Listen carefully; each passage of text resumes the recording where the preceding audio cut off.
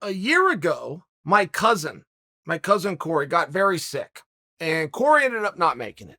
Rest in peace to Corey. But when Corey got very sick, it was quick. Brain tumor, unoperable. Doctor gives you a timeline. Now, went through the same thing with my father. Good news, bad news, right? Bad news, if you're in Corey's spot, that's a hard way to go. It can be very uncomfortable. It's a hard way to go. Upside, you get to say goodbye. You're told when your number is coming up, you get to say goodbye. So we had a reunion. Corey was a wrestler, University of Oregon. A lot of the wrestling team, myself included, we go out and see him. Lives a few hours away, a place called Gig Harbor, Washington. We see Corey. And it was great to see everybody. Called it a reunion. We're just having a great time. Somebody at the reunion says, hey, we can't just do this for when tragedy hits. We need to get together once a year. We need to get together once a year. One of the guys, Chris Jensen, lives in Whitefish, Montana, and he says, next year is at my place. So we all get our phones out. It's like we all put our hands in and made a deal. We all pinky swear. Not literal, right? We're way too macho to do a pinky swear, but we all make this agreement. We all get our phones out. We all put the date. And he even gives us the address. We all put it in. It's for a year later. You ever make an agreement like that, but a year's never going to be here. So when you agree to something in a year, you're not agreeing to anything at all. At least that's how it feels. I think everybody there did that. I found out 5 days ago when I was going through my calendar for the week that I'm supposed to be in Whitefish, Montana. So I tell my wife's like, hey, we're planning a family weekend. I mean, go ahead and go, but we're coming with you. Okay, great. I love it when my family comes. Okay, great. Get a hold of the airlines. No tickets. There was no tickets, not for 4 of us. I got 2 kids, my wife, not on the same flight. Okay, what am I going to do? I look up Montana, go into like the Google Maps or something along these lines. It's 9 hours and 14 minutes away. We'll call it 9 hours. I rent a motorhome, which I didn't know you could do. I went on a motorhomes near me for rent type thing. Guy pops up. He owns it. He runs the business, rent it out, but he owns the damn thing. He'll drop it off and pick it up. That felt like a really good service to me. And I tried to rent a motorhome once before. If you guys have ever done this, it gets complicated. Like you have to provide an insurance cert for the thing. So you have to go find insurance and then get the cert and then bring it over here and then they approve it. It's just a whole process. It takes some time. This guy, no, I'll drop it right at your door.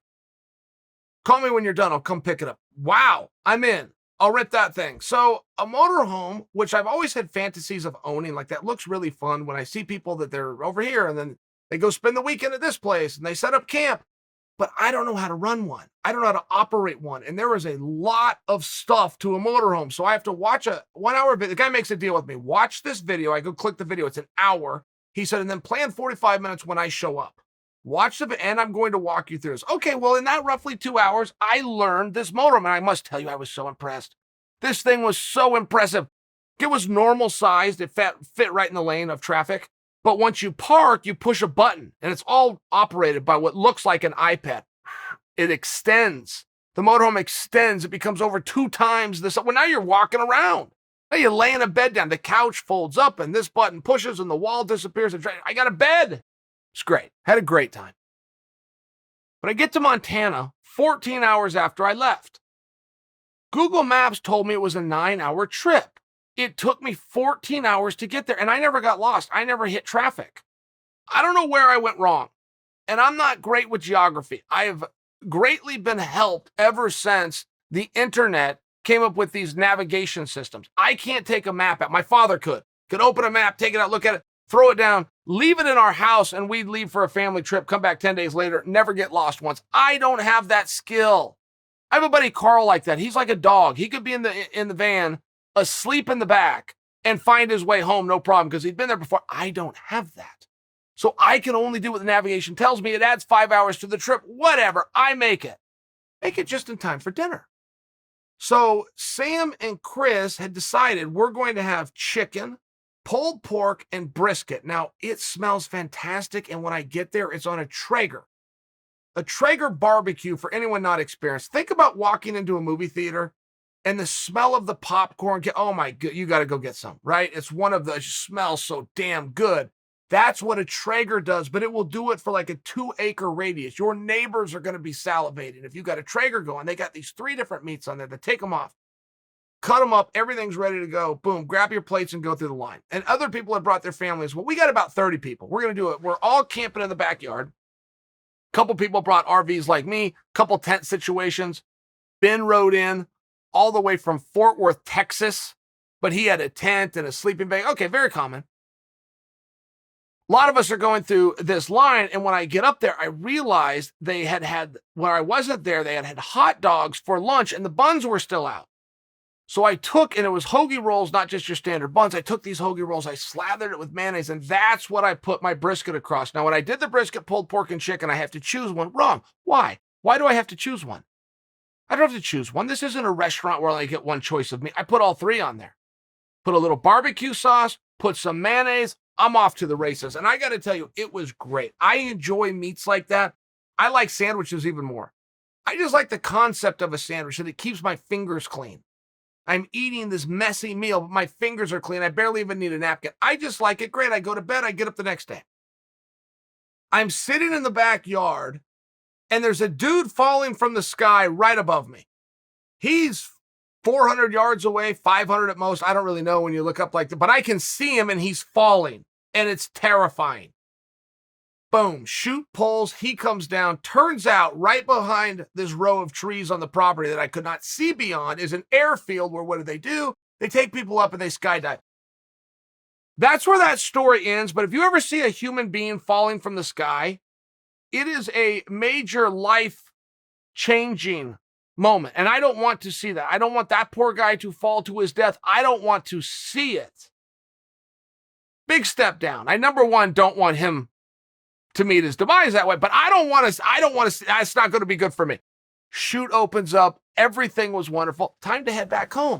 So I'm going to make this a couple of day trip, right? I've got this RV. It doesn't get picked up for X amount of time. It's already paid for. I got the family. We got this thing stocked with food. Everything's going my way. Amazon sends me an alert that apparently they had dropped a toy at the house that my son ordered. So now it is incumbent, more than your next breath, it would seem, that I get home tonight all the way so that we can get this toy. Now, I have to tell you the shtick that they're running. We are in a Kong versus Godzilla phase.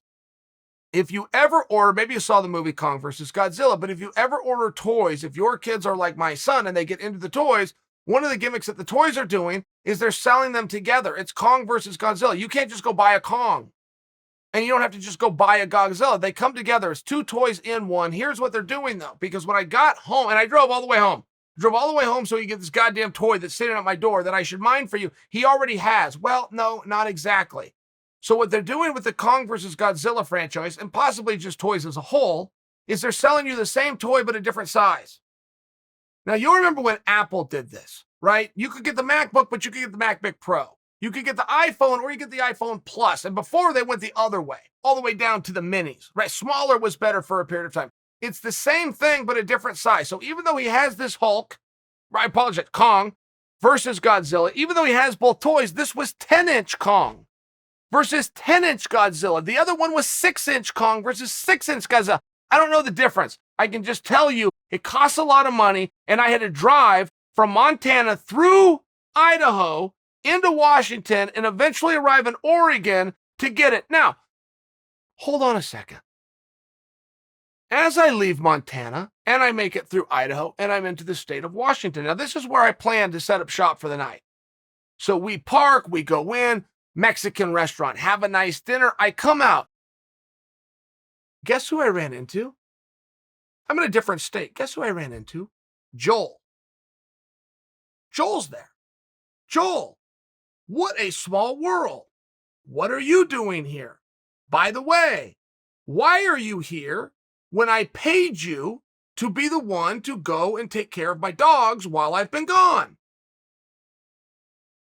Joel has taken a job at a car show in Billings, Montana. So he's essentially doing in reverse the exact trip that I'm doing, just the other way. And we happen to meet in a Mexican restaurant in a different state while he is supposed to be home feeding my dogs, of which I prepaid for. Okay. Another motivation for me to drive all the way home that night. Now, tell me what you mean you're going to do a car show. Well, this is Joel talking. Well, there's a fairgrounds in Montana, and they're going to fill it up. There's going to be 3,000 cars, and people come from all over, and I'm going to be a salesman for 11 days, make a bunch of money, and come home. Oh, really? Yes. Okay. Hey, Joel, are you aware that any news channel you turn on, there are no new cars out there right now? We're in a chip shortage. There's not a dealership around that has it. Now, I happen to know about this because I was looking for a car as recently as a week ago. I called 3 different dealerships, 3 different brands of cars. The closest one I got into was a Cadillac Escalade, and I could get put on an 8-month waiting list. So I not only watch the news, but I have firsthand knowledge that there are no cars. You're driving to Billy, Montana, and you think that at some fairgrounds in Montana, of all places, they're going to find 3,000 new vehicles, Joel.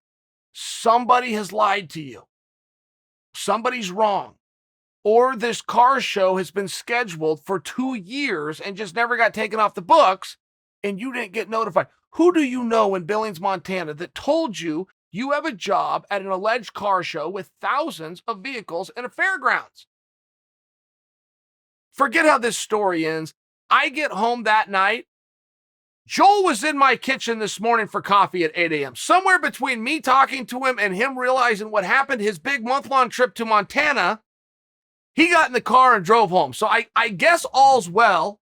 You can get Kong and Hulk in multiple sizes. If you see a guy falling from a plane, hope that he pulls a chute. And if you're ever eating a 3-course chicken, brisket, and pulled pork meal, don't be afraid to put all the meats on the same bun.